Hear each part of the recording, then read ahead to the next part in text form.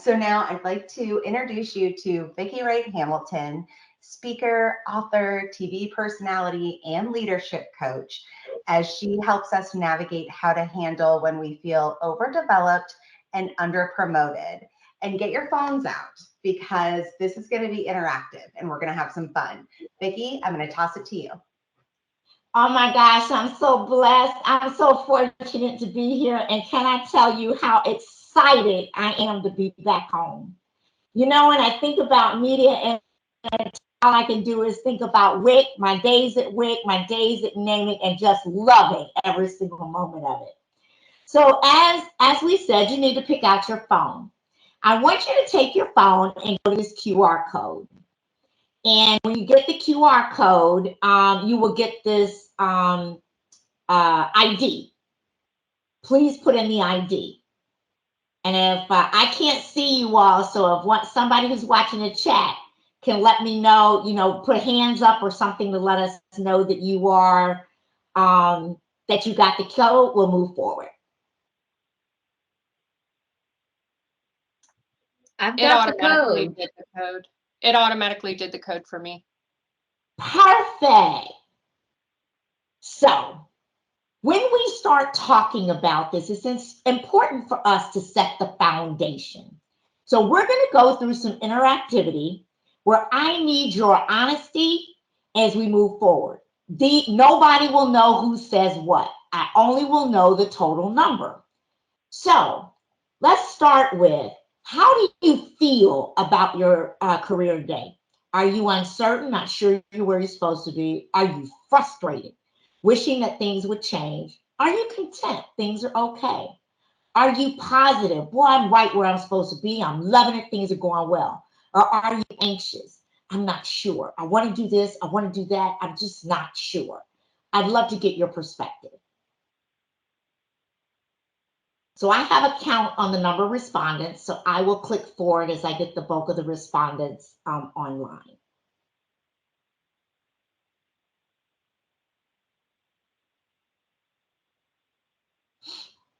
Few more.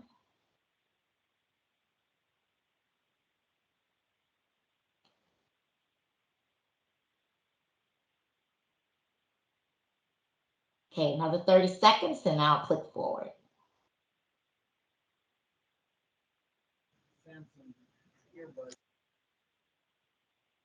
Okay, so what you see here is not unusual when you're thinking about an audience. We have a little bit of everything.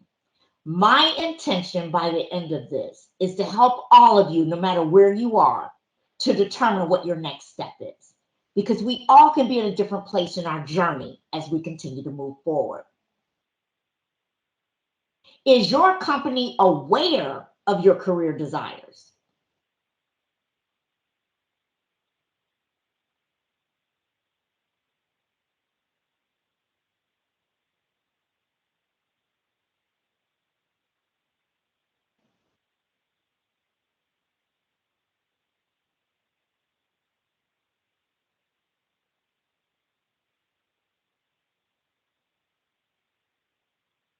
Hey, Vicki, while we're waiting for answers to come in, if I copy the link that's in my app and put it in the chat, that should work for everybody to access, right?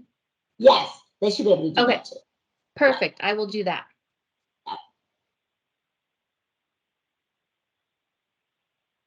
And if you just go to bbox.app on your phone and just put in the ID, I put the ID at the top of every page so that they can do that as well. So either or works. Okay. Now, this is a very, very critical question. And let's explore why. Okay? When we begin to think about our companies, let's think about, we're holding them accountable. How can I hold somebody accountable for something that they're unaware of? How can I let people know what that looks like? Well, sometimes we feel like if I tell them, it's going to be an issue. They're going to think I'm not invested. They're going to think I'm not interested. They're going to think that I'm trying to get out of my job. I don't want to do what I've been assigned to do. So here's the key. It's in our approach and it's in our wording. Let's say that you happen to be in an environment where you're really a little bit of shaky that, I have the desire that I really want this job, but somebody already occupies that job. And I think that there could be some political capital that will be lost if anybody knew that's where I wanted to go. Well, when we begin to look at that, we have to think about words like, when you're talking to your supervisor, and we all go through this performance review and we talk about what our dreams are, there's nothing wrong with saying, at the appropriate time, I would like to be considered to have an opportunity to do X. Not that I'm trying to take someone's job, not that I'm trying to replace them. I would just like to have an opportunity. I'd like to have an opportunity to be considered for X, right? It's all in our approach. But the bottom line here, nobody can give you what you want if they don't know that you want it. Now, does that have to be just inside of your company? No. This is the power of the network that you sit in right now today. WIT is one of the most powerful networks because you have multiple companies that are within the industry. So when you find that sponsor, that mentor, that coach that's in another organization that's not in yours, let them know what your desires are. Because the reality is, once you do, they can fight for you internally within their own company. I'll share a quick story. I never was one that looked at levels and said, oh, I got to be a director, got to be a VP or whatever. That was just not in my DNA. I always was about, I just want to be fairly compensated. I want to love my job and do well. That was just the premise. That's how I was raised. But, I always, at the end of the day, when I started seeing all of these men progressing and I wasn't progressing, so wait a minute, I'm missing a piece of this pie. Why am I not getting this opportunity? And it was because I didn't open my mouth. I didn't tell anybody that, oh, I aspire to do that, because I just never thought about putting myself on the map. The valuable lesson I learned is by not doing it, it's my own fault. Nobody knew. So I ended up having someone outside of the company that was just a girlfriend. We were just having a conversation. And I happened to mention, I think that would be a fun job, right? I think I would, that'd be something interesting to do. Not that I was looking or anything. The next thing I knew, she was watching me. She had put my name out there. I didn't even know it. To others, they were watching me. I didn't know it. And lo and behold, I was in a company that was being sold. What happened? They offered me a position. And I had no idea it was the golden position that I wanted. So I just want to let you know the power of information is important. So when we begin to think about information and where we want to go, as I said, those sponsors internally and externally can help us to get there. Don't forget about your industry leaders. Now, leaders to me is not just the CEO, the AVP, the VP, the director, etc. Titles don't make a leader. Each and every one of you are a leader in your own right. Now, I want that to soak in. Each and every one of you are a leader in your own right, because somebody can be sitting next to you. You don't know what kind of relationship they have with someone else. You don't know who they know in their network. You don't know who they're friends with. So remember, industry leaders is everybody, not just by title. Let's also understand that industry leaders that are by title, you think, oh, they run it. The power of influence comes at every level of the ladder. The power of influence is not just the top. Now, I'm sure a number of you could say, so-and-so is the VP of so-and-so, but they don't run it. This person over here is the one who really makes the decision. This person over here is the one that really runs it. So don't get fooled by hierarchy. Don't get fooled that all of you do not have valuable relationships and opportunities to support each other.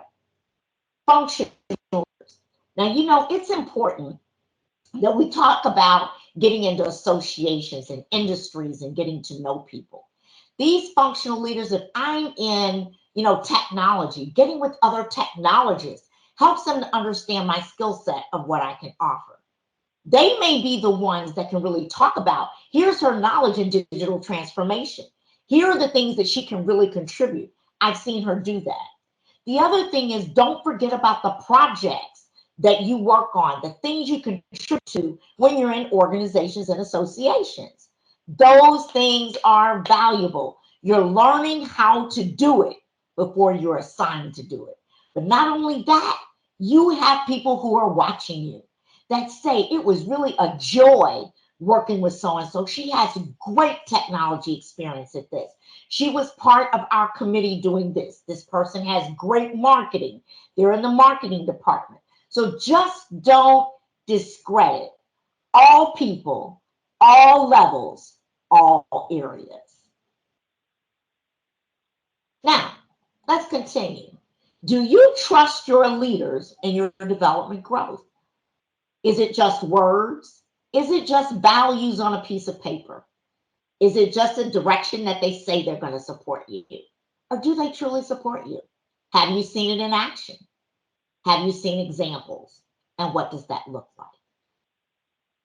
So let's take a moment and talk about trust.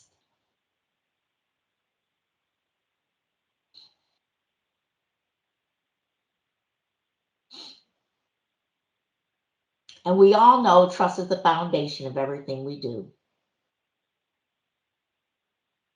And trust is not given, it's earned.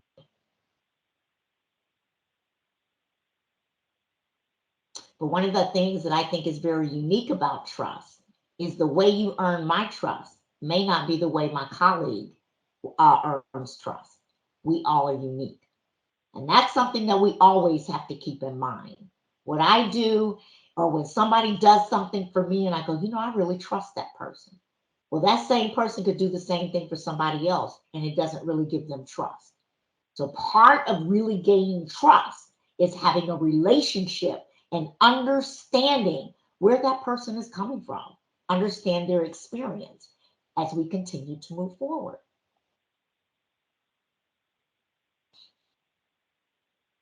Now, I am not surprised in this answer.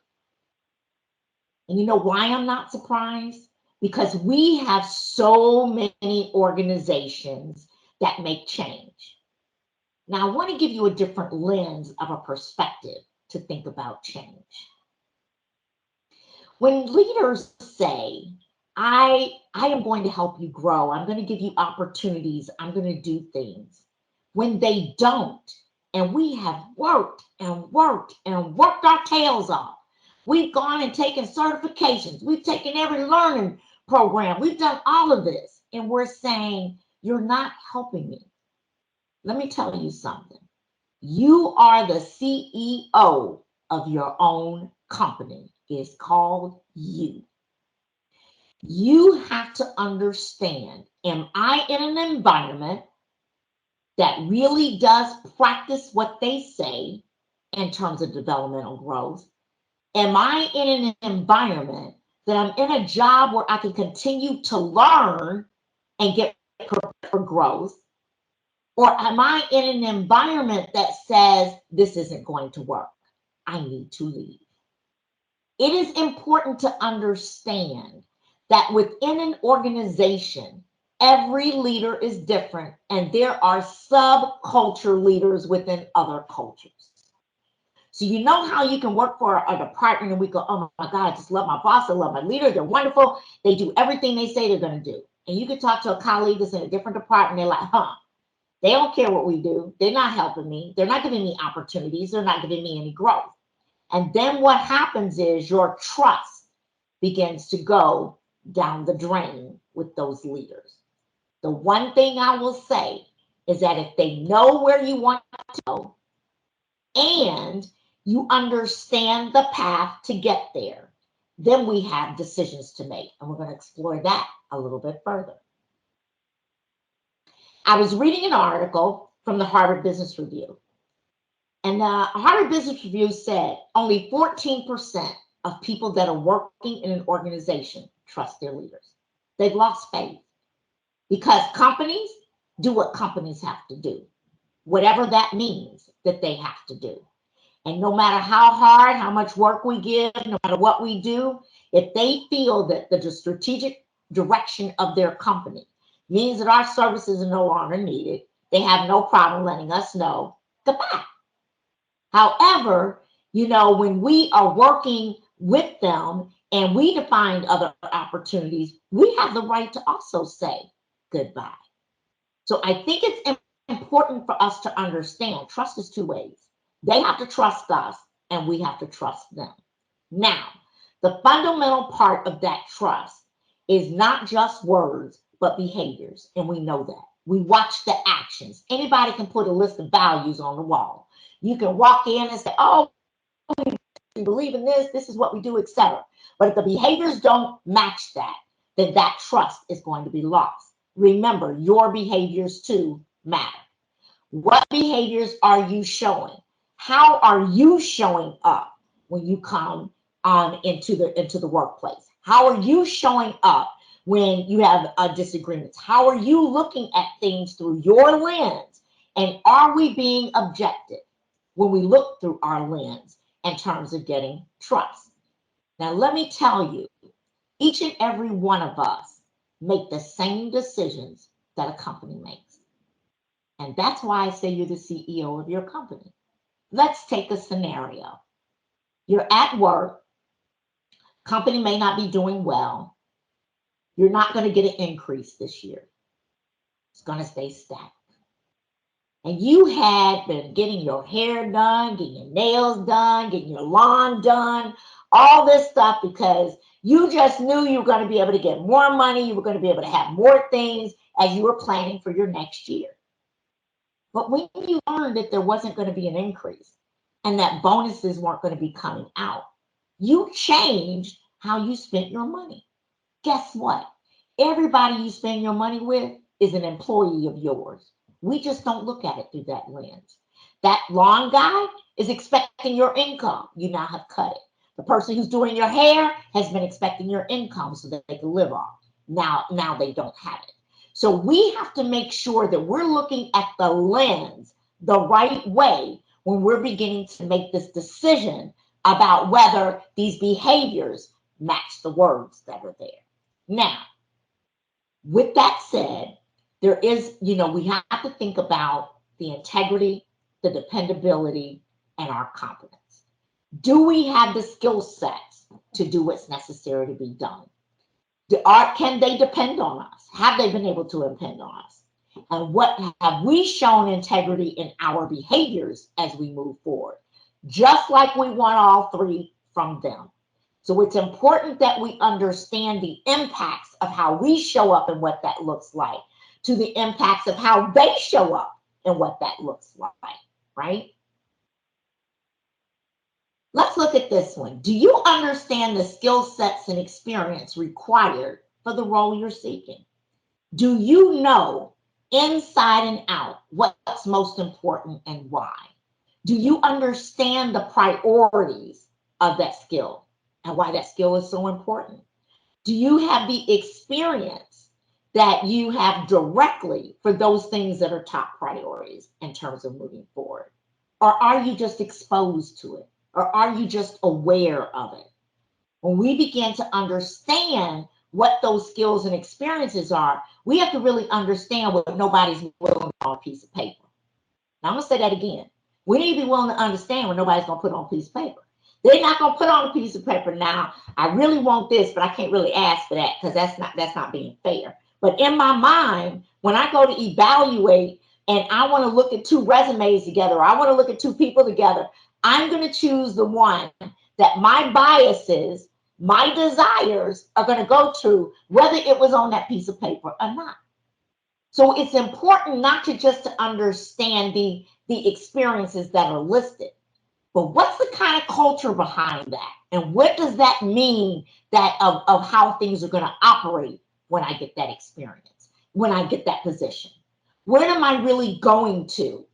Understand there are always hidden rules. We always say it. It's great when I know the rules to the game. It's something when I don't. There are always hidden things that are important, that are impactful, because we all have biases. We all have preferences of what we want when we work with somebody, right? So it's important that when you're learning about a job, understand about that leader. So what's really important and what's their hot buttons? Because those hot buttons are going to be the things that they're going to be searching for and looking for over and beyond just the skill sets.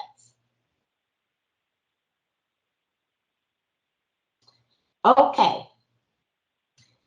So those of you who don't know the skill sets, if you have desires to move forward, I encourage you to think about where those roles are. Have coffee chats. Have coffee chats with people that work there. Understand how is the environment? What is it like? How do you like your role? What does it look like, etc.? What are the things that it really takes to get it done? That inside information is going to help you to position yourself on beyond what's on the piece of paper, but all the other nuances that are included that you don't know. For those of you that somewhat know, find out where those gaps are. Identify those gaps. Take the opportunity to fill those gaps, because we all know knowledge is power. And the more you understand about all aspects of what you're looking for, the better prepared you're going to be. The more you're going to be able to, whether it's prepared inside or outside, but it's going to be better prepared in terms of moving forward. So this is why the power of relationships, I didn't say the power of networking, the power of relationships is so important. Networking is just a connection. You're only as good as a person that remembers your name, not that you remember.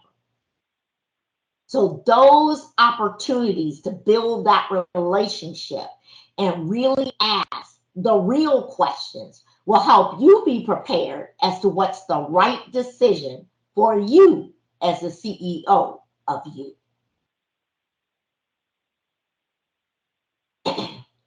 During the pandemic, were you able to identify your most productive time while understanding the need for your rituals and routines?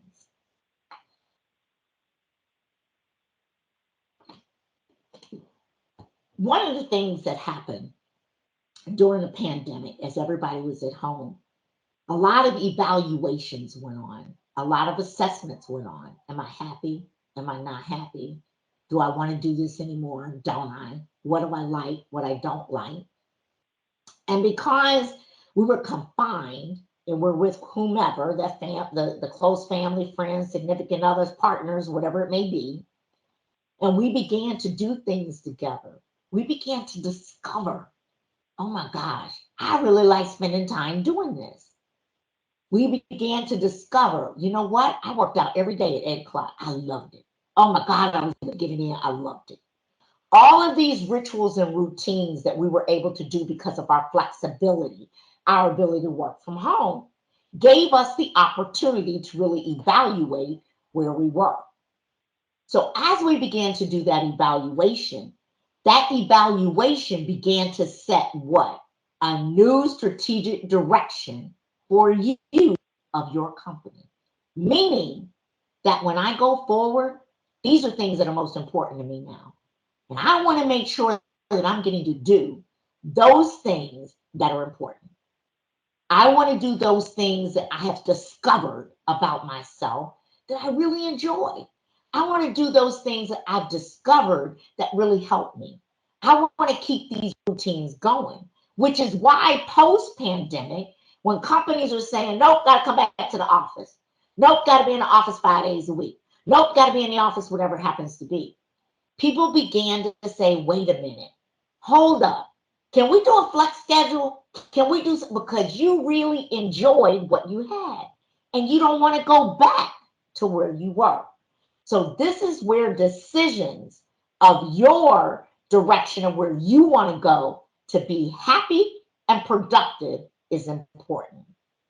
Now, If you were not able to identify that because you happen to either be in a position where it was very demanding, you were one of those that were urgent, that was always on call, you didn't have that time for reflection, you didn't have that time to develop a new routine or have that time for rituals.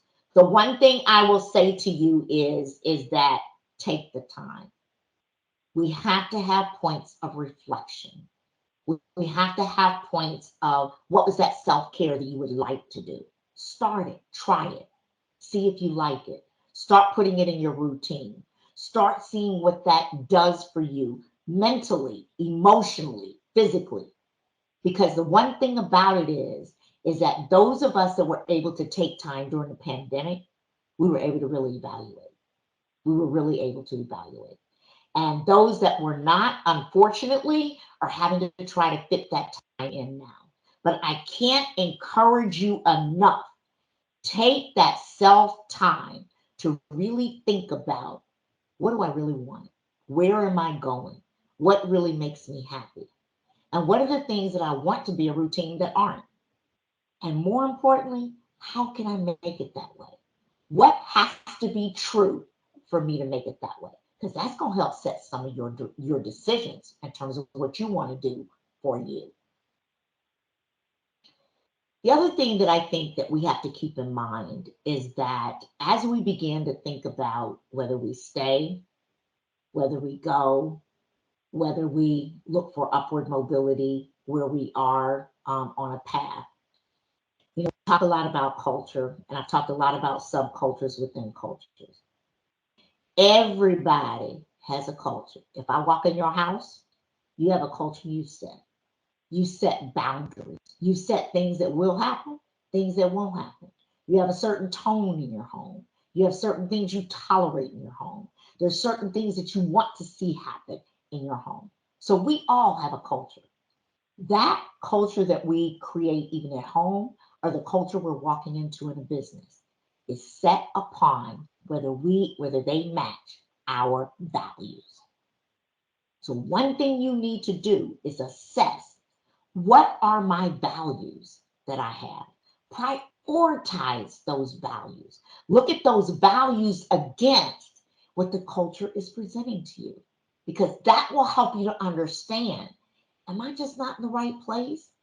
Or is there something else that needs to change? Does my mindset need to change? Or is it really their mindset that needs to change? Because this isn't going to fit and they're not going to change just for me. So I have to make a decision. I have to decide what I want to do. So your values and your standard operating procedures for you, how you operate and what you need, is so important when you begin to move forward. But we need to understand that. And we don't take the time to think about our values. We just go to work and they say, oh, they got these values on a wall. And we go, okay, that's great. That's what they're going to do. We move forward. And then we get in and go, well, what about that value? You're not doing that because your behaviors aren't that, right? And so you have to make sure that there's alignment, that there's a match. Now, with that, there's not utopia out there. There is not utopia. There's nothing that's going to be 100% what you want. But I believe in the 80-20 rule. 80% of the time, I should be walking in an environment as well as working an opportunity in a job. I need to be walking where I'm doing 80% of my strengths and only 20% of my opportunities. If I have to focus 80% on my opportunities, I'm in the wrong place. It's not a fit. I need to really think about that as I move forward. So when I think about the personal side, this all works personally too. Do I have an environment where I'm happy, where I'm doing the things I want to do? Are there things at home that need to change? Are there things that we need to reevaluate, in a relationship, as a family, whatever? All of those things are important because, again, they're based upon your value. Now, we all know that businesses operate to make money. That's why they're in business. Nobody can pay bills on good looks, right? Or favors. So with that, every business has a strategic outlook. Every business has their top strategic priorities and why. We want to be the best paper manufacturing company in the world. And that's because our company is all about paper manufacturing, right? And we want to grow in market share from where we are. Everybody has a business strategy. It is our responsibility to make sure we understand not only that strategy, but how do our roles support what's happening in that strategy? And here's why I say that, for two reasons. It helps you to understand what those drivers are and what's happening in the industry that's causing them to think about things differently. Now, they may not think about it the way you would think about it, but it's causing them to think about things differently. We need to know that. We need to know what those impacts are and what drives it. We also need to understand our role in it. So, when you have a lot of mergers and acquisitions and things are coming together, one of the things that people always think about is redundancy. Okay, we're going to bring these two companies together. They're going to see two people that do the same thing. What's going to happen? Well, you need to understand, what is the strategy of that organization. Just because they're bringing two groups together doesn't necessarily mean that they're going to replace. Their strategy may be to expand that group. But you wouldn't know that if you don't understand where they're going and what they're doing. So, and then there are times when they come in and they say, we got to have the best of the best. Our direction is this. We decided, because I'm acquiring you, I know so-and-so. Yes, we're going to keep this role and not this one. Yes, that happens. That's reality. That's what happens. So we always have to be prepared, which is why we always have to have that contingency plan as we continue to move forward in terms of making things happen. One of the things that we know is that when the impact of money and joy, 6 times more people are likely to be engaged when they have a purpose. Why am I here? If I understand my alignment, if I understand how I'm impacting things, I'm more likely to stay and be engaged because I'm making a difference. Because at the end of the day, all of us want to make a difference.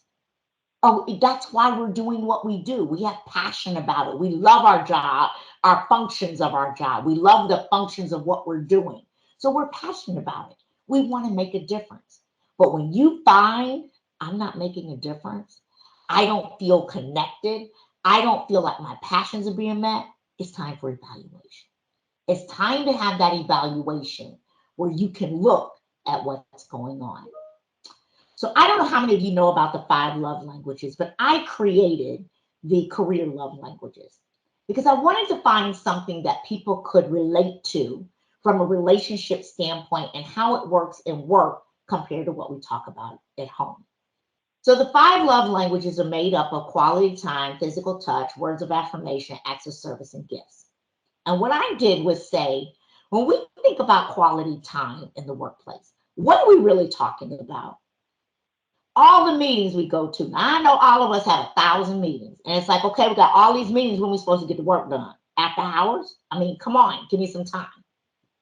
So when we think about that time, we want not only a quality meeting, we want to know why we're here, what the objective is to get out. And does it have to be an hour just because it's an hour on the calendar? Can it be 15 minutes? Can it be 30 minutes? Can we get our outcomes that we want in a faster time? And was the time we spent together valuable? Did we get the outcomes that we needed?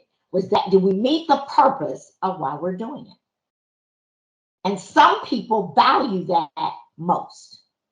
Other people, when we think about physical touch, on the 5 love languages of physical touch, it doesn't just mean sexual encounters. It can be touching, it can be hugging, it can be holding hands. When I think about it in the workplace, I think about the touch of collaboration. How are we collaborating? How are we using collaboration to move forward? What does that look like? I like, as my love language in career, I might say I love collaboration. I like to collaborate more. I want to be more in a team environment. Words of affirmation. When people are speaking the words you want to hear, I love you, you look nice today, I really appreciate that. It's the words that confirm, and that's what's important to them in their love language. Well, guess what? We have the same people when it comes to communication at work. Some people want to be rewarded by the type of communication you give. Is it by a note? Is it by public awareness that yes, you did this, you did well? Is it by I want time? I want to have that time of speaking to many people. I want to have that time of working with people. But there are so many different ways of communicating, but that's their love language. So that's what they pay attention to. Acts of service. When we think about acts of service in relationships, it's all about the person's doing what they're supposed to do. They're doing their role. They don't have to say it. They don't have to touch you. It's not about communication. It's about I'm doing what I'm supposed to do. I'll give you an example. I'm in a relationship. My significant other is bringing their paycheck home. They're contributing to the household with their money. They're participating, etc. If they're acts of service, they may say, I don't have to tell you I love you. You know I love you because I bring my paycheck home. Okay? Well, when it comes to work, it's about those results. What results are you bringing to the table? Some people have the love language. If you aren't producing results, you're not adding any value. You're not doing anything here for the organization. The last thing is gifts. So on the personal side, yes, if you want to tell me you love me, buy me something, give me a gift, do this, do that. And that's how you tell me that you really, that you care about me. But when it comes to work, those people looking for benefits. How much vacation time can I get? Can I get some comp time here? Can I, do I get some more leave? Do I get, what do I get here? You're going to pay for time for us to go and volunteer? Are you not? Etc. That's what's important to them. The thing to recognize here is that everybody does not have the same primary career love language. What's important to me may not be important to you. So let's translate that into our growth and development. If the leader that is watching us values communication, but your primary love language is collaboration and they don't feel like you're communicating enough, you have a disconnect. You're not aligned. You're not aligned because they have one expectation. You have another expectation because that's what's important to you. And they're giving you an expectation of what's important to them. So it's really important that we understand the values in the career place that's important to the ones that we're interfacing with, even team members. Bosses, leaders, team members, co-workers, it doesn't matter. We really need to understand what drives them, what's important to them. And a lot of that comes from our background, our exposures, and things that we have. So what I want to leave you with before we take questions is that you really have three options. You can decide, I am going to take this opportunity and I'm going to focus on moving up the ladder. And I'm going to move up the ladder within this organization. I believe in the mission. I believe in what's happening. I'm going to learn what it takes to get there. You can say, I'm going to move within my organization. You know what? There's things that I can learn across this team. I'm going to learn in a different area. I'm going to take a different opportunity to move within and make that happen. And then you have a third choice. This is not a fit for me. I'm not happy. It's not my passion. This is not where I want to be. I'm not living the life I want to live. I need to move on. But the choice is yours. The choice is yours. But we must always remember, work is an expression of you. Perceptions, what people think. And the value is they begin to think about moving forward. So what will you do? So I'm going to open it up for questions.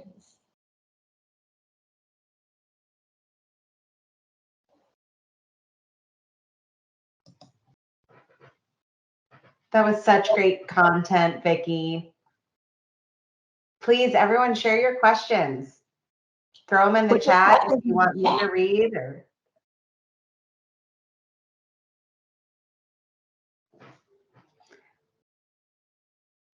Lori, go ahead. Good morning, or good afternoon, I should say. So we have a system that we can put our growth path or our desires, what would you, if you wanted to get to the next level, what, I mean, you don't want to just say, I want to become a manager, I want to become a director. What would you put in the description so it shows the skill set that you have and that you're qualified and you're able to get there, but putting it out there that you want to get to the next level and have it documented? Thank you so much for that question. And let me say this. First of all, to say I want to be promoted to the next level tells me absolutely nothing. Be promoted doing what? What is the skill set you're looking for? What is the opportunity you're looking for? What's the exposure?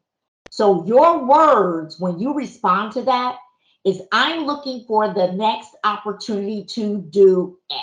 I want to have more exposure on this. I want to have more benefit to the organization. I want to contribute more in this area. I based upon my experience of X, I would like to leverage that experience and move to the next level of Y, of being able to contribute this way. And this is where the strategy of the organization and what's important to them matters. If I say to you in my description, based on my experience in communication, I want to share that experience across the organization that's going to leverage our strategic direction in X. Now I have not only mapped what I wanted, but I have mapped it to what the company wants. I have mapped it to what that company, to what's important to them. Because at the end of the day, companies are in business to make money. You have to do what's important to them, right? So you have to speak their language. It's not about what you want to communicate. It's about what they need to hear. So we have to begin to talk the language that they're going to understand. So if I'm aligning to that strategic, if I'm aligning to that strategic direction, I'm showing I know your business. I know what you're looking for. And guess what? I have the skill sets to do it. Awesome. Thank you. Thank you for the question. Thank you, Vicki. I don't see other questions, but I did see a hand up and it's not up anymore. It was Wendy. I don't know if you're still on. No last name on there, but Wendy.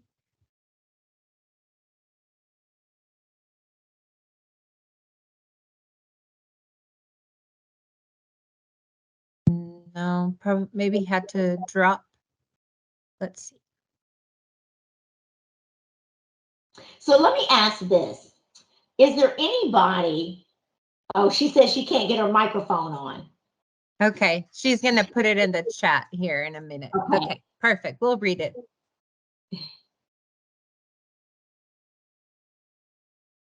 It looks like there's a couple more questions that just came in the chat. Amanda, let's see. I work for a large company where I believe the values that the company presents are not what I see in my area. How do we know if moving to another area is the best move versus moving out? Great question. This goes back to what I talked about when I said coffee chats and cultures within cultures. If you think another area, they have different leaders. Every leader doesn't lead the same. Every leader sets the environment for how their organization is going to work. Go find out from the people who work in that area whether there's a match, because then you're going to know whether they operate that way or they don't, number one. If they don't, then you know that this is more of a corporate thing, that most leaders are this way, then you can make that decision that you need to move on. But evaluate those areas, get that data and information so you are making the best decision for you. But getting the information on the inside is what's key. So you always want to go find out about how different leaders lead, what do they say that's important to them, what are the values that they show, because at the end of the day, you're working underneath the umbrella of that leader. And you want to make sure that there's alignment, because that is your immediate sponsor, right? That is your immediate person, because they have the direct feedback on how you perform, what you do. It can have a lot of input, but they're not the only ones. Don't ever think that your manager is the only one that can impact what you do. And that's why it's so important to have sponsors in multiple areas. Thank you. Vicki, let's see. I don't see Wendy's question yet, but there is another question from Erica. Oh, there. She said, "What if moved on my chat? What if you are a senior manager and you want your boss's position as director?" Okay, so I'm assuming you're talking about the same department. So one of the things that we have to do is when we begin to prepare, it's really important to understand our succession plan process, right? And how they go about succession plan and who actually has the influence of succession plan and what's that look like. So I'm going to give you a real live incident that happened from a client of mine. And so she wanted her boss's job. And I said to her, I said, look, why don't you go and set up some time with HR, begin to understand what that role looks like, help to get input, understand what's happening. This HR person is the one that's going to be at the table when they start talking about succession planning. They understand what that role is about. And then ask them, I'm very curious as to how succession works here and what the deal is. Get the knowledge, understand what that looks like. But as you're talking to this person and understanding what's there, what you're going to do is lay little nuggets of why you're ready and prepared for that next role, right? So your director is doing this. I'm here, but here's how much I've grown and what I can do. The thing is that HR person, as you want their job and moving forward, they are accountable and responsible for that succession planning. So you definitely want to make sure they have an ear to know that. With that said, there are sometimes people don't move on fast enough. Let's say there's a director there and they have no intentions of leaving. They ain't going nowhere. They have no intentions of going anywhere. Well, guess what? If they're not going to go anywhere, you're not going to have that exact role. Is there a different role that is comparable that you want to do? And if not, time to move on to what you do want, right? And being able to show how you had that experience. It's not an easy answer. It's not a cut 1, 2, 3. If it were, everybody would be in the position that they want to be in. But we have to take the steps to increase our probability of getting there in terms of moving forward.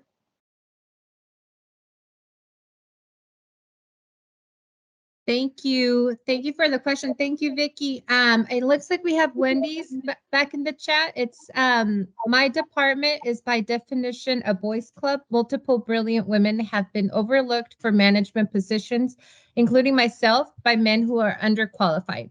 Being number one in our position, how do we break through this male-only management club when we have expressed our desires to move up and lead?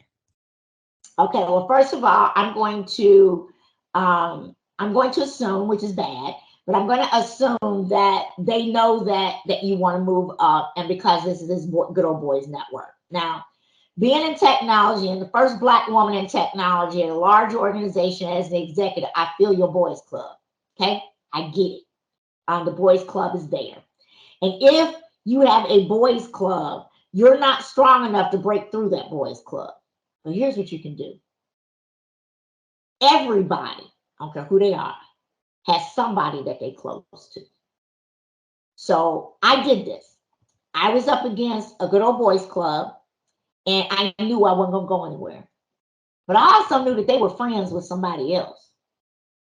I also knew who they talked to and who they listened to. So I went around them.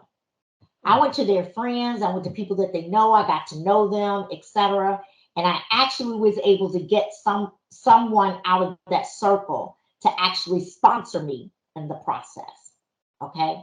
Now, the person that I found, and this is what is key, was not anybody in the company. The person that I found was actually connected to them on LinkedIn.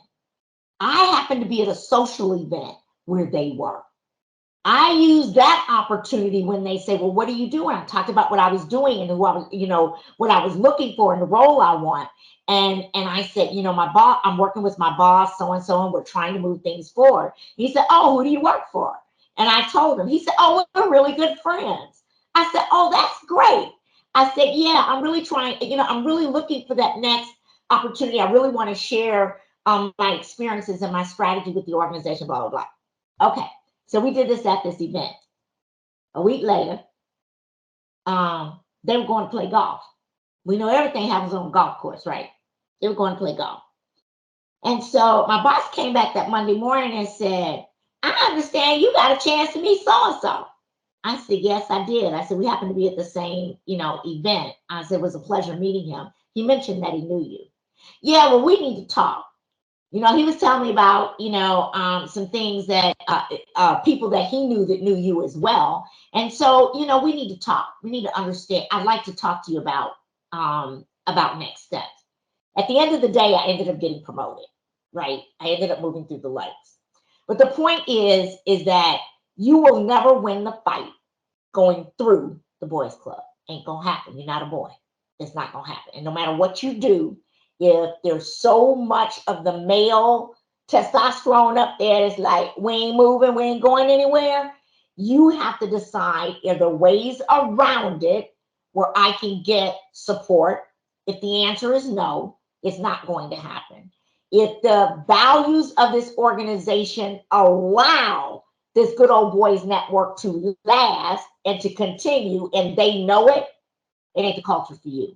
You need to move on. You need to move on. Because the irony of it is that there are businesses out there that support that kind of environment. They don't care it's a good old boys network. Well, don't tell me you have a value for DE&I and you want to promote women and you have a good old boys network. That doesn't compute. So for me, it's like, if I don't see the behaviors matching the actions and there is no way to get that, to make that work, it's time to go. The one thing I've always been proud of in my entire career is I ain't never had a job.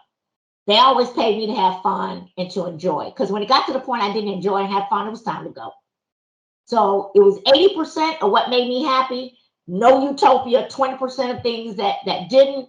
But I think it's really important that you do that self-assessment. Stop beating your head up against something you can't change. But there are avenues. And I will tell you, I've used some of those avenues. Thank you, Vicki. Sherry, do we have time for one more question? I know there's more than one in the chat, so we might have to, if Vicki can respond to these, and we can send them back out to everyone. But do we have time for one more? I would say one more, and Vicki, I am snipping all of these questions. So if you do have time, we could maybe include it in our follow-up. Thank you so much. Absolutely. Okay, so the one, just going in order of how they're in here, what can we as women do to stop feeling like we have to get a certain amount of education or skills to be eligible to move up the ladder or be considered for a new position when men can apply for a job with only half of the required skills and get the job? Okay, so here again, we're talking about the fact that we feel, now I want to go back to what you said. We feel we have to go back and do more in order to get more. The very first step in everything you do as a woman, let me say this, is your confidence. Your confidence is the key. So if you are confident in your capabilities, you are confident in what you can do, you are confident in the deliveries of what you have, let's start there first, right? The deal is that as we begin to look at the fact of men versus women, we're getting back into the values of organizations of where they are and what they do. I will tell you, I do a lot of coaching of clients. There are plenty of businesses out there that really want to value what you bring, but you bring the confidence with it, the skills with it, and the results, and you marry it to the business. There's no question about what you can do. For those that are in positions where you feel like, oh, I got to go and do this and I got to go do more, and they're not half qualified, you have a mismatch. You have a mismatch. And so you have to be able to decide what that looks like for you. Nobody can make that decision but you. So I always say to my clients, when you feel like I got to have more, why do you feel that way? That's your feelings. Don't let them impact your feelings. That's your mindset. My mindset is I'm good enough to go and do what he does. I can do it just as well, if not better. And all I need is an opportunity because I can get you the results of X that match to what you're looking for in your company. period. But you have to believe that, right? And if you're going against jobs and organizations and you're seeing this behavior over and over again, I got to question the values of that organization because they're allowing it to happen. They're permitting it to happen. So let's go in there and understand our mindset, and that's the problem with us. We have been so humiliated and so demised through so many things that we have lost that confidence. Don't lose it, ladies. You got this, and you can do this. Believe in yourself that you have been equipped with what you need to move forward. And what you don't have, you can go learn and get and apply it and make that difference. Don't let anybody get in your head and play that mind game. Let your mind be stronger than that. That was amazing, Vicki. Thank you so much. I truly can't thank you enough. I'm going to send over some questions. Thank you all for joining us today. We're going to send a follow-up email with a survey. We want to know your thoughts. All the feedback's been amazing already. And I know that I'm going to want to reference this content again, so we will be sending a link with the recording as well. So, Vicki, we're all already ready for part 2. So seriously, thank you. Thank you. Thank you so much for the opportunity and allowing me to come back home